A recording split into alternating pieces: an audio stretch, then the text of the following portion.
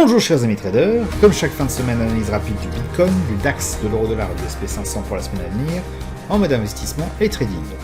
On commence par le Bitcoin, donc sur le long terme, eh bien ça n'a pas forcément beaucoup bougé depuis la semaine dernière, on est toujours en train de consolider à plat.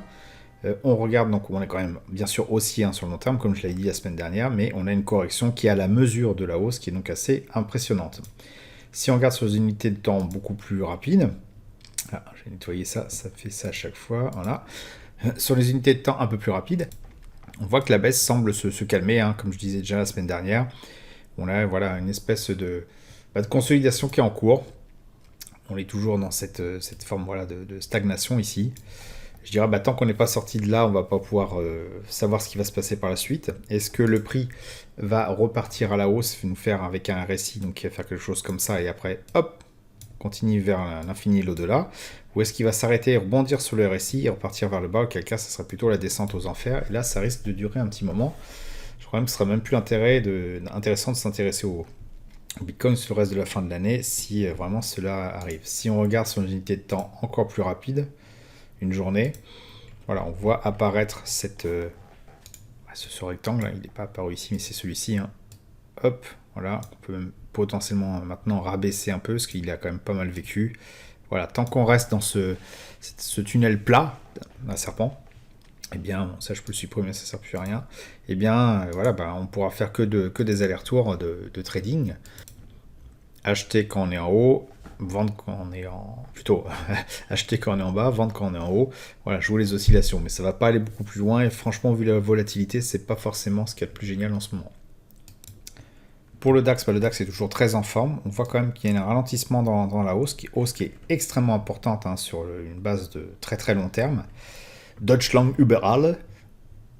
Donc intéressant à conserver si on a une position déjà positionnée. Si on est déjà positionné, sinon c'est pas forcément intéressant d'y aller maintenant. Si on regarde sur une unité de temps plus rapide, beaucoup plus rapide, en une journée, on voit cette stagnation. Alors qui va sans doute aussi coïncider avec les congés. Il ne faut pas s'attendre à beaucoup de miracles, mais vraiment qu'il y ait un événement assez important.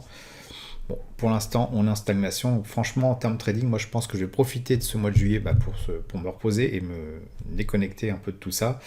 Parce que je pense pas qu'il va se passer grand chose. Je mettrai des alertes vraiment s'il y a quelque chose d'extrêmement brutal qui arrive. Mais en l'état actuel des choses, moi je ne trade pas le DAX en ce moment. Ou alors en scalping, mais ça c'est autre chose. Pour l'euro-dollar, bon, en mensuel, on est toujours dans cette phase d'oscillation qu'on a depuis un petit moment, maintenant, depuis plusieurs années. Voilà, ça ne bouge pas beaucoup. On est en haut de cette oscillation, donc on peut s'attendre potentiellement, si on reste dans ce range, à avoir le prix qui reflue. Donc peut-être que c'est intéressant en ce moment pour l'instant, je dirais peut-être d'acheter du dollar. J'en ai acheté un petit peu, mais vraiment dans le cadre de change de monnaie, pas de trading. Si on se rapproche en une semaine, on va voir à peu près la même chose. Voilà, on est toujours on est en train d'arrêter la hausse, tout simplement parce qu'on arrive dans cette espèce de stagnation. Donc ça ne veut rien dire, ça peut repartir à la hausse ou baisser. Pour l'instant, on ne sait pas. On peut aussi jouer sur les unités de temps un peu plus rapides à ces oscillations-là. Bon, maintenant, si on veut vraiment plutôt faire du swing trading, on va plutôt se rapprocher en unité de temps journalière. Là, ça devient plus intéressant parce qu'on a quand même un range assez évident. Et il y a des choses à faire. Voilà. Chaque fois qu'on est dans un bord, reviser le milieu, c'est quelque chose qui peut être intéressant à faire. Enfin, le SP500 qui est toujours en mode satellisation, il n'y a pas d'autre mot. Je dirais même que ça commence à être inquiétant de voir cette explosion, c'est limite du mode bulle. Une explosion du prix, depuis la grosse, ça fait depuis un moment, c'est depuis la dernière crise, depuis juillet 2008, qu'on a eu, mars 2009, qu'on a eu cette hausse, mais là, depuis le Covid, on a l'impression qu'on est en train d'exploser un peu tous les records, que le sprinter est à bout de souffle, mais qui continue de courir toujours plus vite. C'est pas forcément rassurant. Je pense que c'est un bon moment pour commencer à rapprocher ses stops, prendre une partie de ses profits et faire attention. Ça veut pas dire que ça va pas continuer à monter, mais franchement, c'est pas rassurant de voir ça. Et si on se rapproche sur l'unité de temps plus rapide, on va voir à peu près la même chose. Là, ça continue d'exploser la hausse, et ça pète tous les records, tous les plafonds sautent. C'est du délire total, quoi. Voilà, ça c'est des choses qui se tradent en unité de temps rapide. Voilà, on peut prendre un swing trading en tapant dans une unité de temps 1 heure. En attendant, voilà, un retour, une consolidation. Là, typiquement, on avait un beau signal d'entrée, ici. Hop. Bon, maintenant, prendre un trade le vendredi à 13h, bon, c'est pas forcément ce qu'il y a de plus génial. Donc, après, à moins de descendre en 15 minutes, mais franchement, ça devient du vice. Non. Bon, comment prendre ce type de situation? Je dirais sur le long terme, on se méfie. Sur des unités de temps un peu plus rapides, on attend une consolidation et une cassure de cette consolidation pour reprendre position à l'achat en swing trading. Et puis on va pas forcément chercher plus loin. Allez, je vous fais un petit bonus sur le CAC 40 parce qu'on a à peu près la même image que le SP500, mais il y a quand même une différence de taille.